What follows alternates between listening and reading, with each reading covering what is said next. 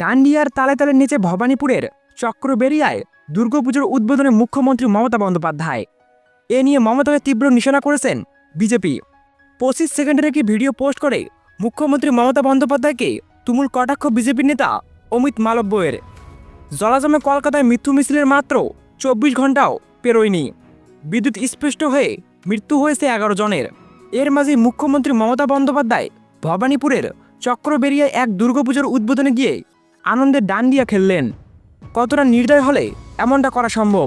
মমতা বন্দ্যোপাধ্যায় তার প্রকৃত উদাহরণ। 25 সেকেন্ডের একটি ভিডিও প্রকাশ করে মমতাকে এভাবেই নিশানা করলেন বিজেপির আইটি সেলের প্রধান অমিত মালব্য। জলাজমে বিদ্যুৎ স্পষ্ট হয়ে মৃত্যুর ঘটনায় শুরু হয়েছে সরকার ও সিইএসসি এর মধ্যে দায় ঠেলাঠেলি। এর মাঝেই বিজেপির তরফে শাসক দল তৃণমূলকে নিশানা করে বলা হয়েছে 10 জনের মৃত্যু হয়েছে স্রেফ সরকার ব্যর্থতার কারণে। অথচ মমতা বন্দ্যোপাধ্যায় এই শোকের আবহাওয়ায় মৃতদের পরিবারের পাশে না দাঁড়িয়ে তাদের সঙ্গে একাত্ম না হয়ে আনন্দ মেটে উঠেছেন যেন তিনি দায়মুক্ত।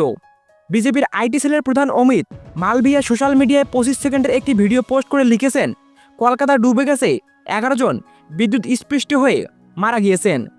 এত কম সময়ের মধ্যে মমতা বন্দ্যোপাধ্যায় ডান্ডিয়া খেলছেন, আনন্দ উপভোগ করছেন।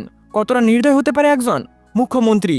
এদিকে তৃণমূল নেতৃত্ব তাৎক্ষণিকভাবে প্রক্রিয়া জানিয়েছে। দলের মুখপাত্র তথা সিনিয়র নেতা কুণাল ঘোষ জানিয়েছেন, 4 দশকের মধ্যে প্রথমবার কলকাতায় এই বিপুল বৃষ্টি হয়েছে, যা সারা বছরের মোট বৃষ্টিপাতের 20% সমান। তিনি আরও বলেন, মুখ্যমন্ত্রীর নেতৃত্বে পৌরসভা, পুলিশ ও জরুরি বিভাগের সহায়তায় কলকাতায় পরিস্থিতি স্বাভাবিক অবস্থায় ফিরে এসেছে।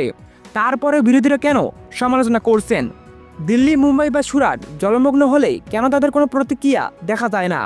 উল্লেখ্য, গত কয়েকদিনের ভারী বৃষ্টিতে কলকাতায় বিস্তীর্ণ অংশ জলমগ্ন হয়ে পড়ে, পাশাপাশি ব্যাহত হয় যান চলাচল। বিদ্যুৎ সরবরাহ বিঘ্নিত হয়েছে। জলে বিদ্যুৎ স্পষ্ট হয়ে 10 জনের মৃত্যু হয়েছে, যাকে কেন্দ্র করে বিজেপি তৃণমূলের মধ্যে রাজনৈতিক উত্তেজনা তীব্র থেকে তীব্রতর হয়েছে। এই পরিস্থিতিতে কলকাতা হাইকোর্টের ক্ষতিপূরণ, তদন্ত এবং দুর্যোগ মোকাবেলায় প্রস্তুতির দাবিতে আবেদন করা হয়েছে।